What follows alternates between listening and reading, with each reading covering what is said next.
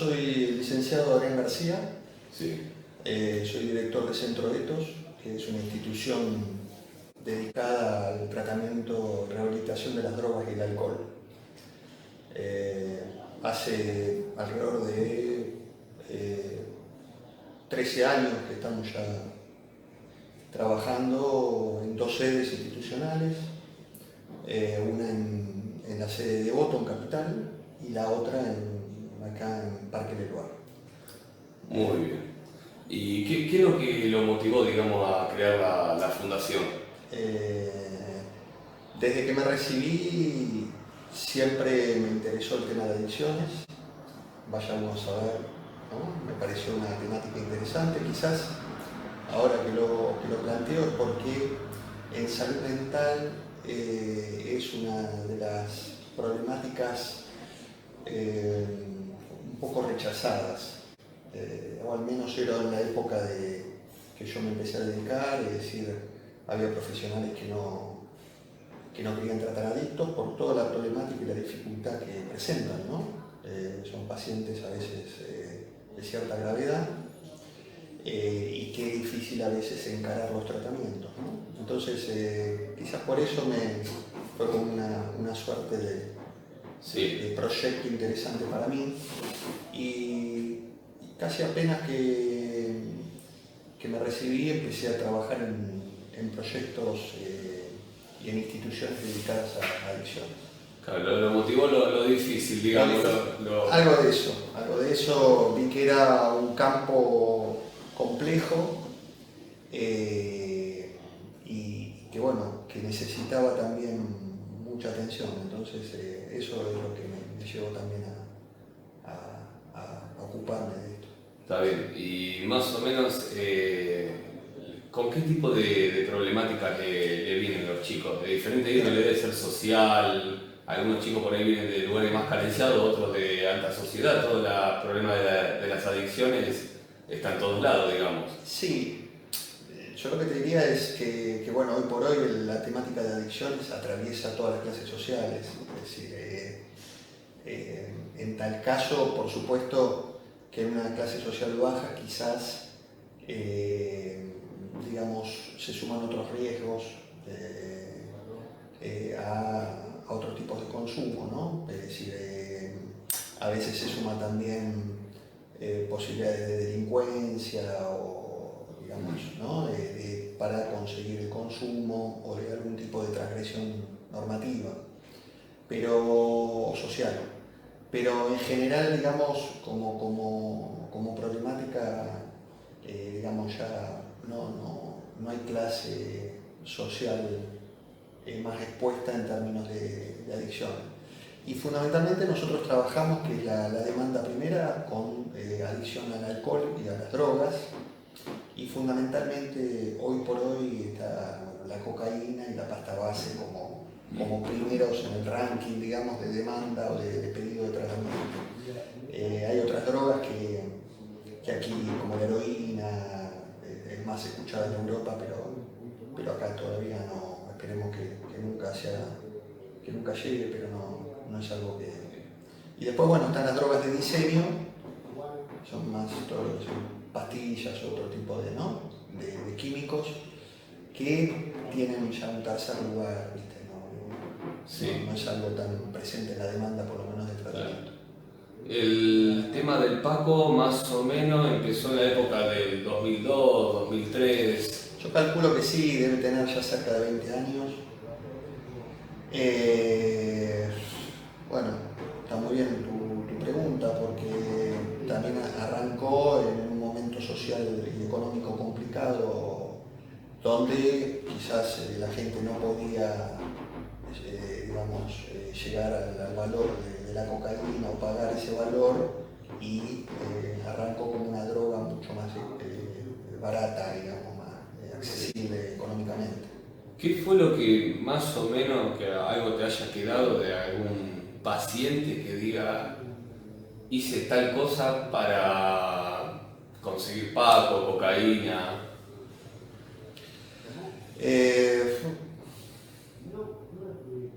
Bueno, en mujeres hay mujeres que se llegan a prostituir, como algo fuerte, digamos, ¿no? Para poder consumir. Y en varones en general es alguna cuestión de, digamos, así como extremo, como una cuestión extrema, cuestiones de delincuencia, digamos. Esto no quiere decir que avale ni justifique la delincuencia para consumir. Digo, es una realidad que a veces hay pacientes que llegan a delinquir para conseguir drogas. También es cierto que no toda delincuencia tiene esa base. Hay delincuentes que puede ser que además consuman, pero que no tiene que ver con conseguir drogas. Como los que roban bancos, digamos.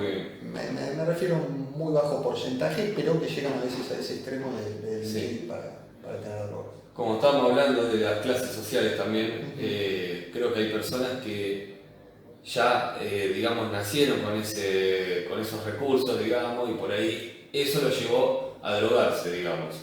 Y hay personas por ahí de clase más o menos media a baja que la droga lo llevó a, digamos, a llegar a ese extremo, a terminar en bajos recursos, perder trabajos y después empezar a delinquir, ¿no? Totalmente, sí.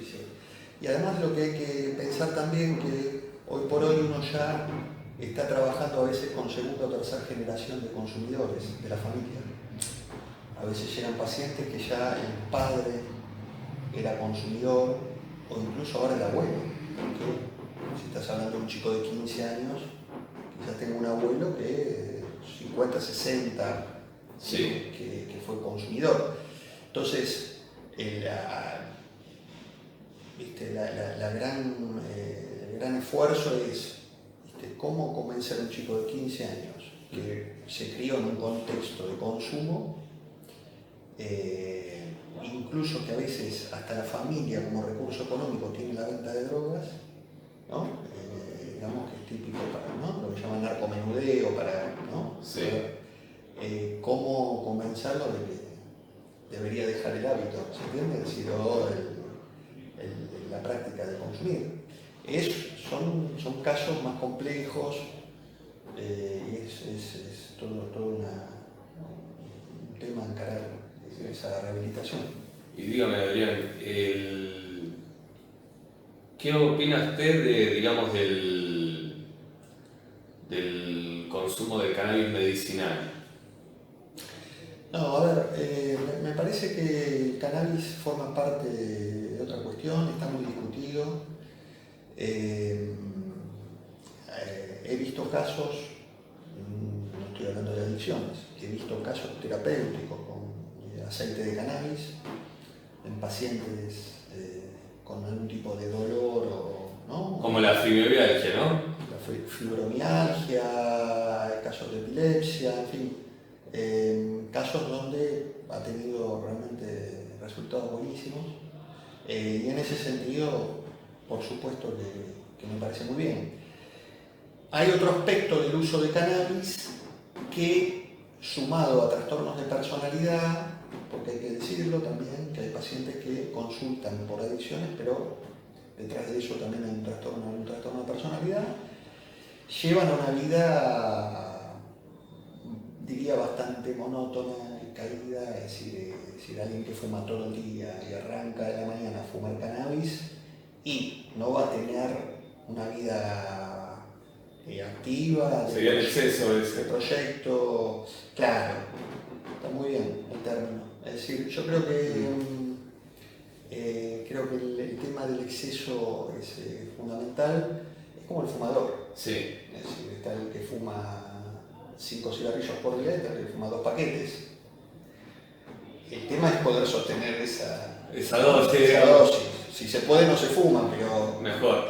Si pero más o menos para que el espectador que esté ahí, para que no quede medio contrariado, digamos, el aceite de cannabis cuando se usa para término medicinal no se fuma. No es una adicción. Claro, no. ¿Cómo se introduce al cuerpo? Es un aceite. Tomándolo, claro. ¿Tomándolo? Sí, tomándolo. Claro. Y tiene efectos terapéuticos, pero, digamos, en un contexto donde hay una patología de base y hay padecimiento respecto a eso. De hecho, tengo entendido que ahora algunos médicos incluso están indicando aceite de cannabis, si bien todavía no es algo, no sé, del todo accesible, pero está dando buenos resultados. Y de ninguna manera uno puede llamar eso adicción. Yo, digamos, para mí, digamos, en términos para que se entienda, cuando hablamos de adicción, ¿de qué hablamos? Hablamos de alguien que consume algún tipo de sustancia y que no puede parar de hacerlo.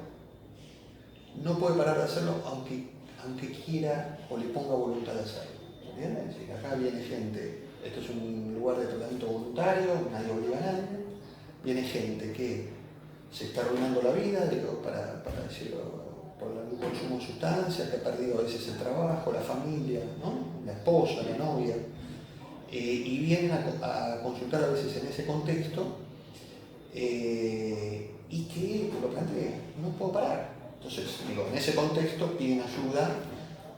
Si fuese alguien que maneja el consumo, que a veces igual es la ilusión de algún adicto, ¿sí? Es decir, no, yo la manejo, bueno, se la controla hasta que la deja de controlar. Demos tiempo. Sí. Pero bueno, ponele que sí, yo no sé, eso no se podría llamar una adicción. A ver, si alguien fuma marihuana y dice, bueno, no, digo, yo no. Ahí viene el planteo de los consumidores sociales, ¿no? Es decir, donde hay un manejo voluntario de la sustancia y alguien consume cuando quiere hacerlo. Muy bien.